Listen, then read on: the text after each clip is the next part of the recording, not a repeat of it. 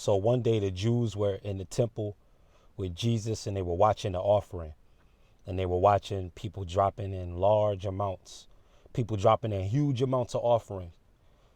And then came a widow who only had 2 mites, which is equal to like 1 or 2 denarii, which is less than a penny. She dropped that into the offering basket. Jesus looked at his disciples and said, "You see all these offerings and what the people are dropping in? I tell you this, surely, surely, I say to you, the widow has given more than them all. She has given all that she has to live on." The widow's mite.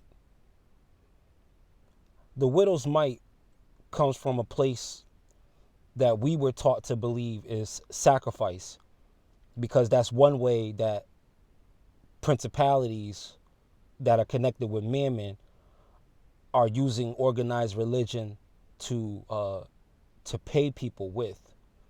This is what turns it into a business, using this power where they're using that scripture in a very dark, magical way to cast a spell on that particular scripture that causes a person who doesn't have enough to survive to give to an organization that may be bringing in 100 times that person's individual revenue.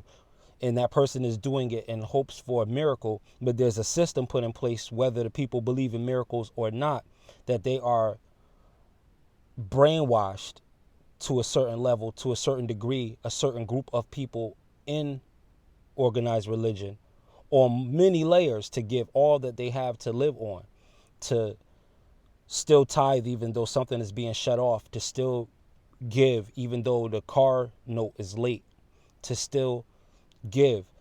And they may not be getting in return in monetary value what their tithes and offerings may be worth.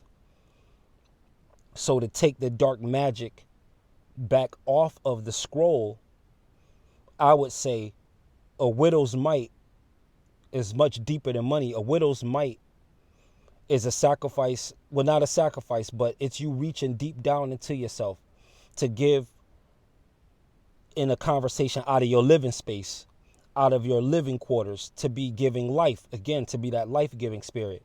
Not to give what's dead, not to give what's just off the top, not to give what everybody will miss, what everybody's competing for, not to give what you see in all the commercials, what you see in all the advertisements, not to give that, but to give something that money can't buy, to give somebody something that gives them the strength to live on.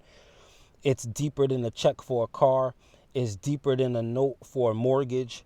It's bigger than paying off a student loan. A widow's mite is something that changes your life and is worth less than a penny to obtain, but is worth more than $1 trillion to possess. What is it about you that money cannot buy?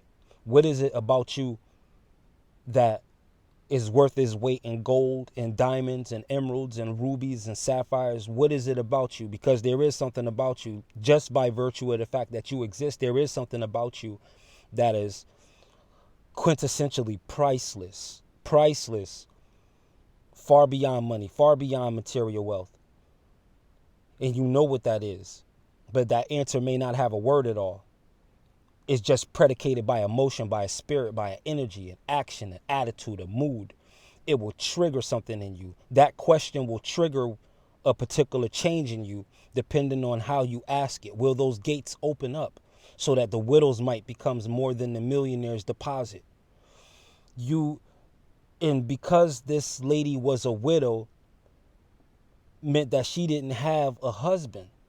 So she wasn't being prompted by any physical human authority to give from the place that she was giving from. It was solely her. This is why she is spiritually pointed to as being a widow in the text. Otherwise, they would just say, look at this woman. But reference was put on, and underlining was put on the fact that she was a widow, the fact that she did not have a physical, earthly, man-made authority. And this is the space that you are to give from if you're going to be worth more than a millionaire or worth more than a billionaire, to be able to attract the venture capitalists, to be able to blow up, so to speak. You have to tap into that part of you that is priceless and let that pricelessness out. Even if it's in the same genre, even if it's in the same vocation as many, many others, there's something about your unique style, your unique spirit and energy that when you put it on there, you have created a market for yourself. You have monetized yourself.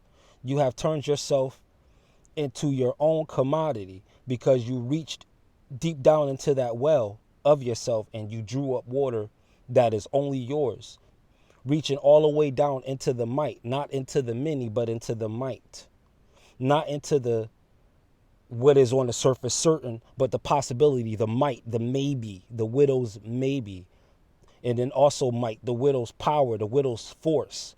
So might means might all across the board. Might, a small might, but it was worth more than what the rich people gave, because she's given out of a space of creativity, survival, faith.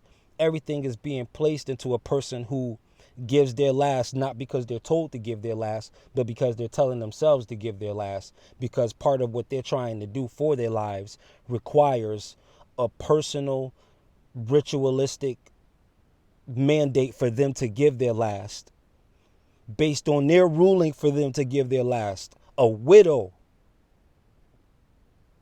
not a wife, a widow. One who was married to something, but that something and that someone that she was married to died and she still gave. So what she used to be connected to, although her life is different now, who she used to be associated with, even though that's cut off, her might still means more than the millions, because she is giving it whether she's connected to someone or not. So she's bigger than networking. And this is what is entering and infiltrating in a very positive way this social networking, this net, this grid. The widow's might is being slipped in with the millions.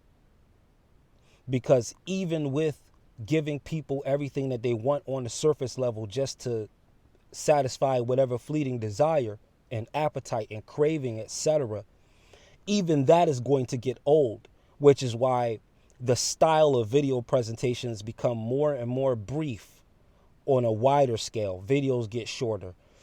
You have to now grab somebody inside of 5 seconds, 3 seconds, 1 second, and usually it involves theatrics. But for those who have an ear to listen, and for those who will just let the tape play, who will let the stream, who will let the video run, who trust their self, who trust their instincts, who know that they get it, who know that they're not crazy, who know that there's something going on in this world that they are being allowed to figure out on a very inside level, regardless of who they are or where they're from. But in a lot of times, in direct correlation to the work they put in to get where they are, to know what they know, to have the experiences that they've obtained. These things all go into the widow's might, because it took the might of the widow to give more than what they may have given in their richest financial state. Now that they don't have it, they seem to give more than when they did have it. Now that they don't have it, now that they're only down to their might, down to their force, now that they're just down to nothing but their will, nothing but their might.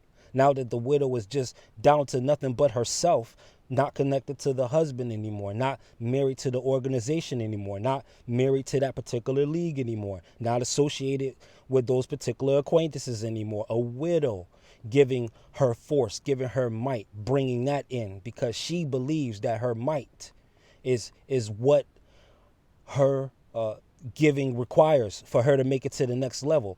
And what is that always going to be a requirement for us is to give that part of ourselves that cannot be bought with money.